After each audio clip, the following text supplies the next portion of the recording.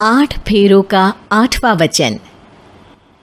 स्वाति ने इसी साल शहर के कॉलेज से पढ़ाई पूरी की है और अब उसके लिए जगह जगह से रिश्ते आने लगे हैं। स्वाति से ज़्यादा उसके रिश्तेदारों को उसकी शादी की चिंता है, इसीलिए जो भी स्वाति के घर आता वो किसी नए लड़के की खबर ज़रूर ले आता। अरे दीदी, ये फोटो देख के बताओ कैसा है।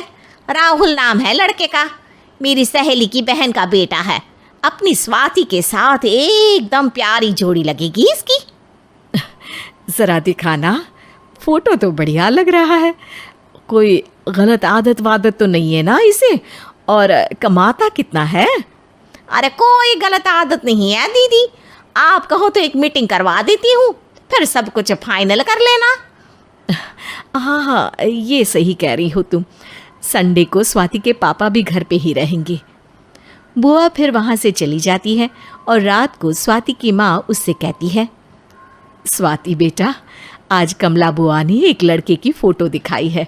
संडे को वो लोग मिलने आ रहे हैं, तैयार हो ना तुम बेटा?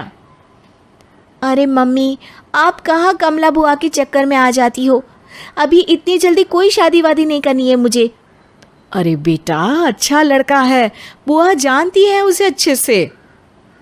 हाँ स्वाति बेटा, एक बार मिल तो लो, बाद में देखेंगे आगे क्या करना है। वैसे तो कमला रिश्ता लाई है तो मना करने का तो कोई सवाल ही नहीं उठता। संडे की सुबह होती है और कमला बुआ राहुल और उसके मम्मी पापा को लेकर स्वाति के घर आती है। अरे आइए आइए भाभी, इसे अपना ही घर समझिए। इनसे मिलिए, ये मेरे भैया और ये मेरी भाभी हैं। नमस्ते भाभी जी, ये है हमारा लड़का राहुल, सरकारी नौकरी की तैयारी कर रहा है ये।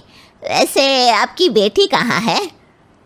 अरे स्वाति बेटा, बाहर आ जाओ। वैसे कितनी पढ़ाई की है स्वाति ने? जी, पोस्ट ग्रेजुएट है हमारी बेटी साइंस में।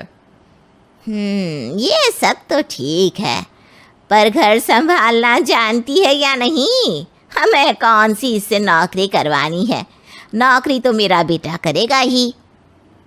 पर मैंने इतनी पढ़ाई की है और आप चाहती हैं कि मैं घर पर ही बैठी रहूं?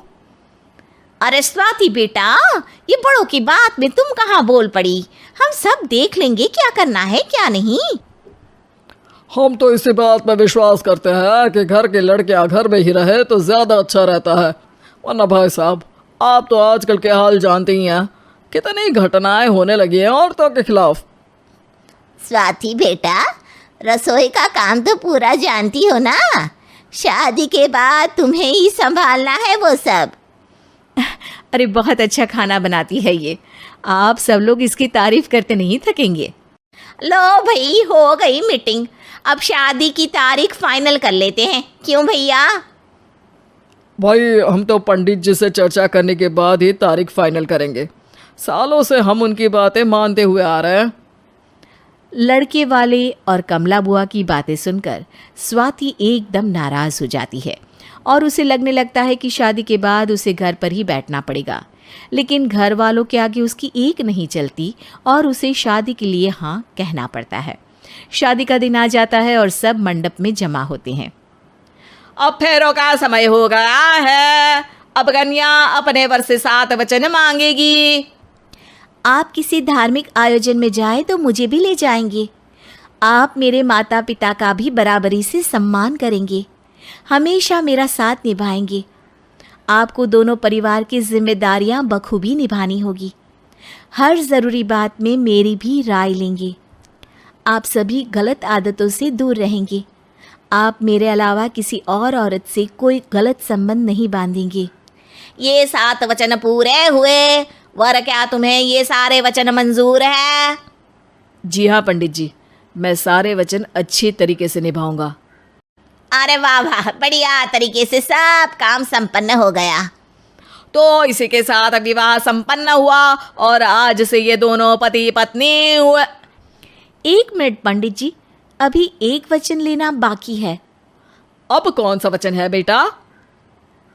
मैं अब हमेशा के लिए किसी दूसरे घर में जाने वाली हूँ, तो पति के अलावा मैं अपने सास ससुर से भी एक वचन लेना चाहूँगी। अब कहो बेटी। मैं ये चाहती हूँ कि मुझ पर किसी बात की कोई पाबंदी नहीं लगाई जाएगी। मुझे सब कुछ करने की आज़ादी होगी और मैं भी विश्वास दिलाती हूँ कि मैं एक अच्छी बहू बन के दिखाऊंगी।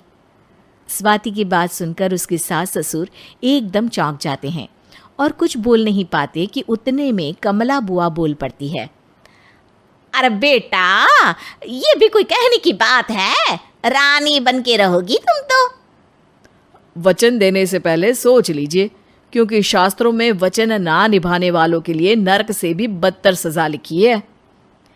स्वाति की चालाकी से वहाँ मौजूद सब लोग प्रभावित हो जाते हैं और लोगों में बदनामी ना हो जाए, इस कारण स्वाति के सास ससुर को उसे वचन देना पड़ता है।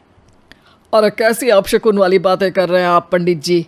हमें मंजूर है बेटा तुम्हारी शर्त। स्वाति अपनी समझदारी से अपनी बात अपने ससुराल वालों से मनवा लेती है और खुशी खुशी राहुल से शादी कर लेती है। अब से हर शादी में मैं खुद 8 वचन दिलवाऊंगा। ओम मंगलम मंगलम मंगलम।